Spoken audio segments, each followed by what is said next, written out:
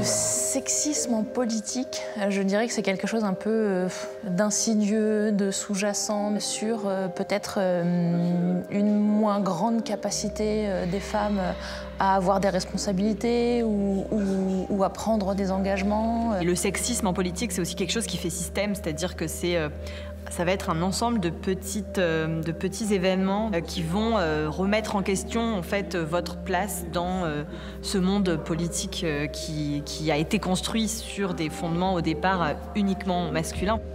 Pendant des années, des siècles, des hommes, que des hommes.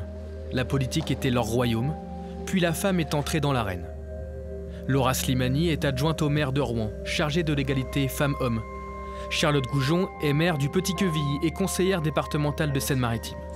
74% des femmes élues déclarent avoir déjà été confrontées à des remarques ou comportements sexistes. Elles en font partie. De la petite phrase sur le physique au mépris, le sexisme est multiforme et n'a pas de couleur politique. Il y avait eu en 2015, au moment où, pour la première fois, la première année, l'hémicycle du département était parfaitement paritaire. Dans son discours d'introduction, le doyen d'âge de l'hémicycle avait évoqué qu'il était heureux, finalement, de l'arrivée des femmes parce qu'il y avait plus de cheveux longs et plus de parfums, d'effluves de parfums féminins. Ça va être la manière dont les hommes se comportent quand les femmes prennent la parole.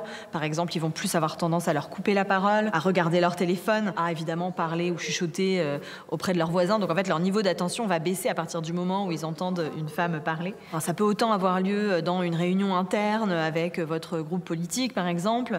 Et puis, ça peut aussi évidemment se dérouler dans des enceintes comme celle-ci, celle d'un conseil municipal. Les cas sont nombreux. Il y a par exemple ce 16 juillet 2020 au conseil municipal de Bolbec, Seine-Maritime. Non mais je souhaite que les bécasses qui ricanent... Non mais je souhaite... Il n'y a pas d'autre mot. Il n'y a pas d'autre mot. Je souhaite que les bécasses qui ricanent... Douglas Potier, élu d'opposition, qualifie de bécasse plusieurs femmes présentes avant de se concentrer sur l'une d'entre elles. Madame Bobet, qui ne s'est fait remarquer pendant 6 ans qu'en meuglant comme un animal de ferme quand j'intervenais, n'a pas son mot à dire. Autre exemple, à Rouen, cette fois, dans cette salle, en mai 2022. Le ton monte entre Laura Slimani et un élu d'opposition, Franck-Emmanuel Coupard-Ladroite. Celui-ci emploie une expression qui heurte l'adjointe. Allez, on laisse Madame Slimani terminer. C'est ça que vous avez dit, Monsieur Coupard-Ladroite. On laisse Madame Slimani terminer, s'il vous plaît. Mais moi, je veux que les gens ils entendent, je veux que les gens sachent que Monsieur Coupard-Ladroite vient de demander au maire de me remettre à ma place. Mais c'est quoi ma place, Monsieur Coupard-Ladroite? C'est quoi ma place? Je pense que on ne saura jamais vraiment s'il a dit ça par volonté, en tout cas consciente, de sexisme. Mais par contre, je pense que dire dans un hémicycle politique, dans une enceinte politique, de dire à un homme de remettre une femme à sa place, c'est quand même, la symbolique, elle est quand même extrêmement forte. Je pense qu'elle dénote un subconscient sexiste qui estime que la place des femmes n'est pas à cet endroit-là. Et évidemment, c'est pas quelque chose qui est généralisé, c'est rare. Et heureusement, ça arrive très rarement, ce genre d'épisode, dans un conseil municipal comme le conseil municipal de Rouen. Mais quand ça arrive, il me semble que c'est important de le relever. J'avais pas prévu d'intervenir, mais je trouve que c'est toujours... Mais ce jour-là, tout le monde ne relève pas. Marie Bérubé, bonjour. Marie Bérubé fait partie du même groupe d'opposition que Franck-Emmanuel Coupard-Ladroite. C'est pas choquant parce que remettre quelqu'un à sa place, on parle pas de son sexe, on parle de sa condition en fait. Donc moi honnêtement, ça m'a pas choquée. Madame Slimani, elle a monté en épingle cet incident. Donc pour moi, c'était un peu un non-événement. Après, j'ai pris moi-même la défense de Franck-Emmanuel Coupard-Ladroite en tant que femme, puisqu'il avait été accusé de sexisme. Oui, le sexisme est une réalité, mais pas dans ce cas précis. C'est le discours de Marie Bérubé. Et c'est une des caractéristiques du sexisme, la subjectivité. Quand les uns crient à la discrimination, les autres disent interprétation, exagération. Cet élu Les Républicains de 27 ans va même plus loin. Être une femme s'est avéré bénéfique dans son cas personnel. Alors oui, pour moi, ça a été clairement une chance.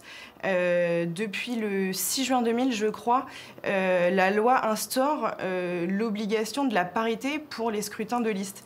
Et donc, pour ma part, être une femme et être jeune, de surcroît, ça a été une véritable chance dans la constitution de la liste au cœur de Rouen pour les municipales de 2020. Pour vous, il n'y a pas de traitement différent de la femme en politique? Non, je pense pas. En tout cas, moi, je ne l'ai pas expérimenté, non. D'accord. C'est via les réseaux sociaux d'un collectif se revendiquant anti-woke et anti-féministe que Marie Bérubé a pris la défense de Franck-Emmanuel Coupard-Ladroite.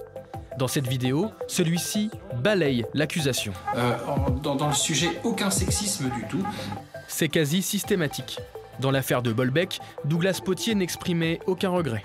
Donc je suis désolé, mais les propos que j'ai tenus, je les pense et je les maintiens. Taxé également de sexisme en 2015, Jean-Marie Crochemort nie tout autant, 9 ans plus tard, et accepte de revenir sur cet épisode. C'était lors de ses vœux pour la nouvelle année, dans la salle des fêtes de Gansville.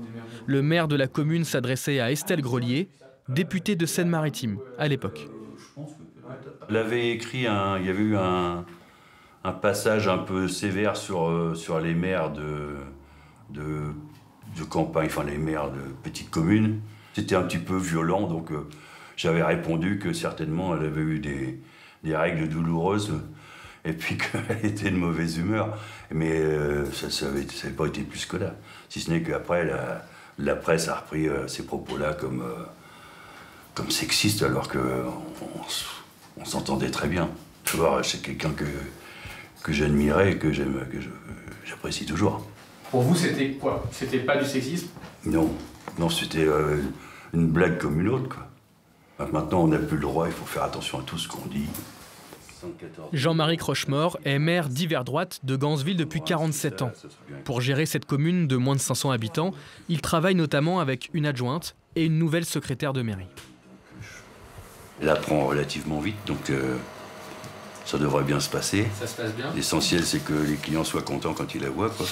Qu'elle fasse des grands sourires, tout ça, c'est très important, je pense, laquelle. Les questions du rapport entre les hommes et les femmes en politique, est-ce que, selon votre parcours personnel, c'est un sujet ou pas un sujet? Tout simplement. Non, c'est pas un sujet, non. Moi, je trouve que elle se débrouille même pas mal.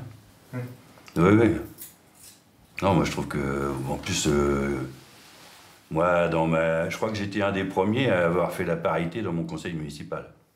Elle ne raisonne pas tout à fait comme nous, donc il faut écouter un peu l'avis de tout le monde, quoi. Puis on a besoin, ne serait-ce que pour le club des anciens, les visites dans les hôpitaux, les femmes sont quand même plus amenées à faire ce genre d'action que nous, quoi. D'accord, que les hommes. Oui, je pense. Vous pensez qu'il y a des compétences différentes selon le sexe, en fait, c'est ça? Pour certains métiers, oui, quand même. Le discours est sincère et assumé. Il n'en demeure pas moins condamné par bon nombre d'élus femmes. Elle voit dans cette répartition genrée une discrimination. Elle voit dans le sexisme une remise en cause de leurs compétences et de leur légitimité, une remise en cause qui ne reste pas sans conséquence. Moi, dans ma pratique de la politique, je remarque que les femmes ont tendance à plus travailler que les hommes. Elles savent que c'est un environnement qui est hostile, ou potentiellement hostile, et donc dans lequel elles n'ont pas le droit à l'erreur. Et si vous faites une erreur, vous allez être beaucoup plus sanctionné que si vous êtes un homme et que vous faites la même erreur. Donc c'est vrai que moi je fais le constat que les femmes responsables politiques, elles préparent leurs interventions, elles se basent sur des chiffres, elles se basent sur des faits, elles ont tendance à moins parler pour ne rien dire, elles font des interventions plus courtes. Mais c'est vrai qu'il y a des moments où en fait on a l'impression de pas du tout être reconnu dans ses compétences et à sa juste valeur dans ce monde politique quand on est une femme, je pense. Et ça explique aussi pourquoi de nombreuses femmes arrêtent la politique. Arrêtée, ça lui a parfois traversé l'esprit.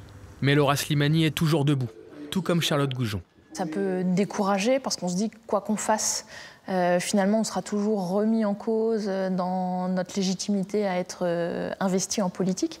Ou ça peut justement, je dirais pas décupler, mais de se dire à un moment donné, bah oui, j'ai toute ma place et ma place je vais l'affirmer et malheureusement l'affirmer en ayant peut-être parfois un comportement un peu... alors je vais utiliser un terme qui n'est pas très joyeux, mais voilà, la chieuse de service, quoi. C'est-à-dire qu'à un moment donné, il faut qu'on impose notre façon de voir les choses, qu'on impose nos idées. Entre le découragement et le combat, elle a choisi son camp. Il paraît que je suis plutôt la chieuse de service. Pas la posture la plus confortable, mais peut-être la plus efficace. Faire front, s'imposer, ne rien laisser passer, en toute liberté, s'appuyer sur la sororité pour enfin être traités à égalité.